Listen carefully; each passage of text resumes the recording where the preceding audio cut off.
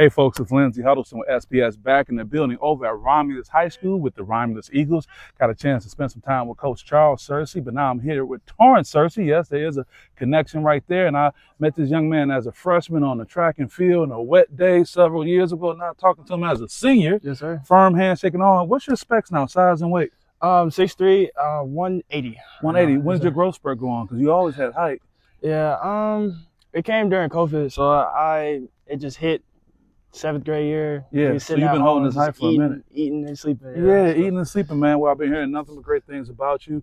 Your experiences that we'll talk about a little later with what you're being exposed to for future opportunities after high school. But talk about what it's like going into your senior season. Nothing, just excitement all around, you know what I'm saying? I got these great guys behind me doing great things, and I'm just ready to get to it. Yeah. Just a little bit of warmth. I get to go back and look and be like, dang, I did this my freshman year, sophomore year, junior year. Now this is it. This is the last one. Well, that's a very rare role to be in, to have had that opportunity. Your coach and I, your dad/coach came up with something that's probably something he carries a lot, and it was in reference to the Shedeur Sanders effect, meaning Coach Deion Sanders kind of just looking out for his son. And the term we came up with was PBN, perceived black nepotism, referring to just because his family go get the opportunity. But he quickly said that he wasn't just putting you out there, you were prepared. Yes, sir. So what is it like being the coach's son? We probably had that conversation years ago. If anything, I think I have it more harder than the rest of the team, not in the sense that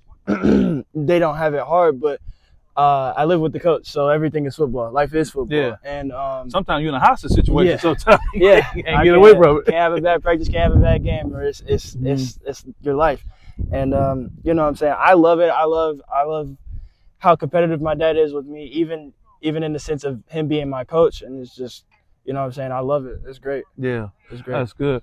One thing I'm sensing here, and it's not taking anything away from any of the other programs I spend time with, but your culture runs so deep, man. It just seems that everybody is really concerned more so with the success of others than their own. If I'm reading that right, why do you think that's the case here? I actually don't. I wouldn't know.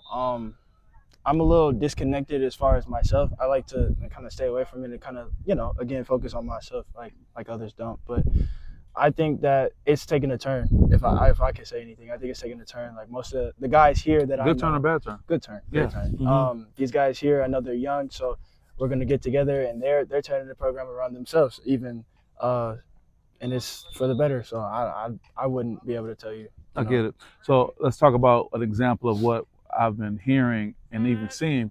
Talk about what it means to be at the gate, what that means for you guys as players. Because just to give you a little backstory, as you guys were at the gate, I was sitting there talking to your coach. I won't say dad, your coach.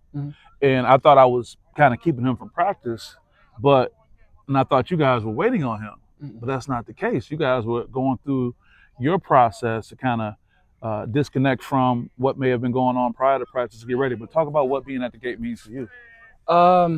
Being at the gate is an energy check. We are feeling each other's energy and being able to build off of each other, you know what I'm saying, to create this great practice, to be able to walk in at the gate, leave everything on the outside world on the outside of the gate. So our thing is football, and whatever's outside of it is whatever's outside of it, you know what I'm saying? We like to separate the two and be able to have fun, because that's what ball is. I like fun. That. I'm so intrigued by that, and I will respect and hold in confidence what you guys are talking about, but just in general, give me an idea. You don't have to be specific about today, but what are you guys saying? What is that conversation like?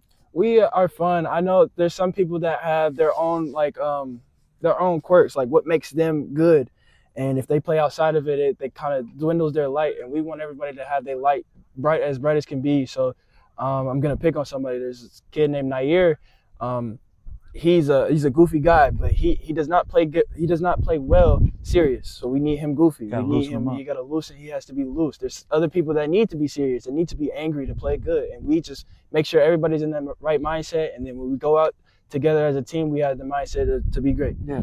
So it would seem like when you guys are at the gate, there's a level of maturity. I'm not necessarily saying being serious, but there's a level of maturity that everyone displays, because it's like there are no coaches around. It's about peers. So Is that almost a good way to describe how you guys kind of level up and there's this level of accountability amongst each other? Yeah, everybody holds themselves accountable, especially in times that we mess up a lot. Like we hold ourselves accountable, and I think that's a great thing about this, that this team had that the last team didn't. Not to knock on the last team because I was on it, but this team has this thing that we just never had before, and I think that's great. So we're bringing that. Well, your college choices, it's not about, putting those out other than others, compared to others, but you had some Ivy League experiences recently. What was it like?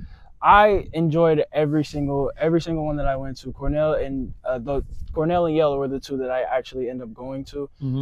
Both great programs. I love the coaching staff. I love the players that were there as well, and I just love both campuses. It's not really much to take from the two. I would love to go to both places. Right, and that's not taking anything away from some in-state schools I know you visited, but hey, here's the thing. Do you kind of know how unique that is for the most part for people to have an Ivy League experience compared to a non-Ivy League experience with the schools that they visit? I know it's hard because this is your experience. Yeah. Okay, well, let me tell you then.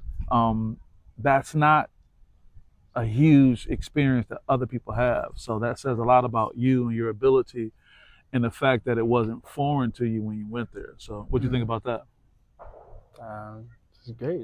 He said, hey, that's it. That's it. Well, I get it because you're self-aware, but also you're realizing that, hey, my experience. Man, it's always a pleasure. I'm glad that we had this chance to go from there. How you like the new turf? I love it. It's great. It's great. I'm so glad that this came before I ended up graduating. Because what's the worst feeling? Coming back and being like, oh dang, I missed out on this. Yeah. That's good, man. Any shout outs you want to give before we let you go?